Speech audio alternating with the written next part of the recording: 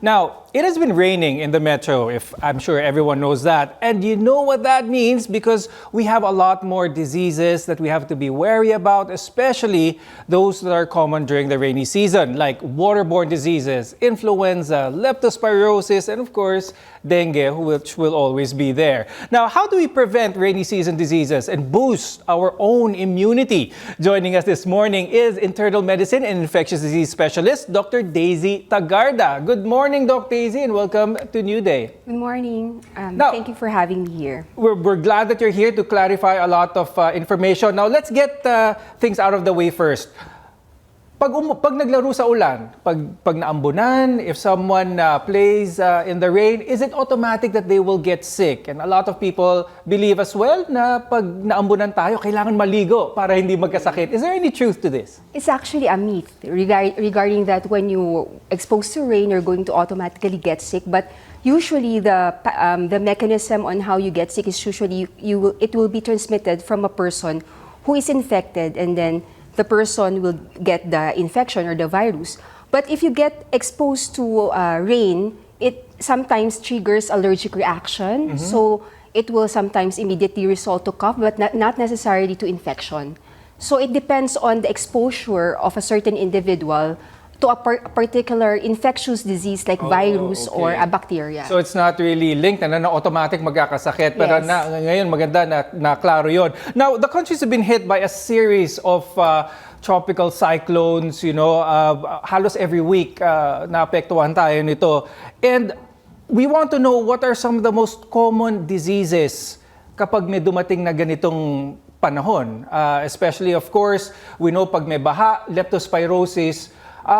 Quickly explain what leptospirosis is, how can we prevent that, and is there any other diseases aside from leptospirosis that our viewers should be wary about? Okay, you have mentioned that early on the introduction regarding the wild. Water-borne diseases, influenza, leptospirosis, and dengue infections are common diseases that you usually encounter during the rainy season. So to answer your question regarding the leptospirosis, is actually a type of a bacterial infection caused by a leptospira that usually you get it from the exposure to the flood. So maduduming floods? Yes, it's because from the urine of the rodents or even mammals, usually you can acquire the disease, especially if you have an open wound, no? You get exposed to the flood and then you acquire the infection. So the usual manifestation of leptospirosis includes fever, body pains. Sometimes if it becomes severe, we call that whale's disease. You will have jaundice, or there's yellowish skin and the sclera, the eyes, and then it involves multi-organ involvement. Like, for example, there could be kidney failure for severe types and sometimes liver diseases. Okay, so avoid yung mga dirty flood waters. That's for sure for leptospirosis. You mentioned about fever. Now, speaking about fever, pwede bang malaman ng mga viewers natin ang difference kung regular flu ang fever natin or dengue na pala ito?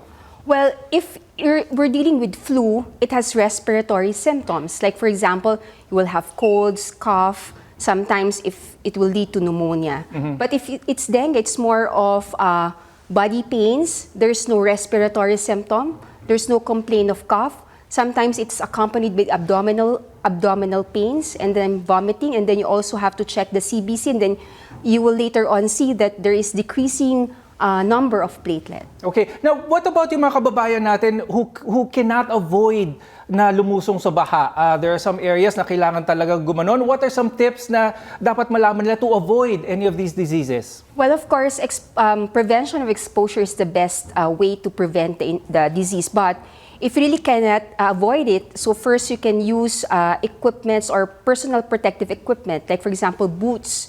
Or if you really got exposed into it, number one is to clean it properly, with soap and water. At the same time, we're particularly talking about leptospirosis already. We have post-exposure prophylaxis that is available. But actually make sure that you seek consult first to the doctor before you take the antibiotic for the post-exposure prophylaxis for the leptospirosis. Okay. Now, speaking of trying to prevent all of these diseases, which is ang goal natin dito, what are some ways that we can boost our immune system to prevent this? Okay, number one, I think you have to get enough sleep and eat healthy food. At the same time, I will always emphasize the need for vaccination, especially for vaccine-preventable diseases. What kind of vaccines ang dapat nila malaman? Okay. For yearly vaccination, we recommend flu vaccine, especially during the season wherein influenza is really seasonal, like for example, June and onwards of the year. And then, of course, COVID-19 vaccine is still recommended. The pneumococcal vaccine, we have to get it. We have two types, the lifetime vaccine and the pneumo 23 vaccine. So these are actually the options that we can get to boost the immune system to prevent the infections. Okay, very nice information with that, Doc. And of course, we also want to share that message to anyone there who feels sick. Hindi antibiotic ang solusyon ng lahat ng masakit. Always consult your doctor for the proper management for any ailment that they may feel. Thank you so much, Dr. Daisy, for joining us here on New Day. Marami tayong natutunan with you today. Thank you very much as well.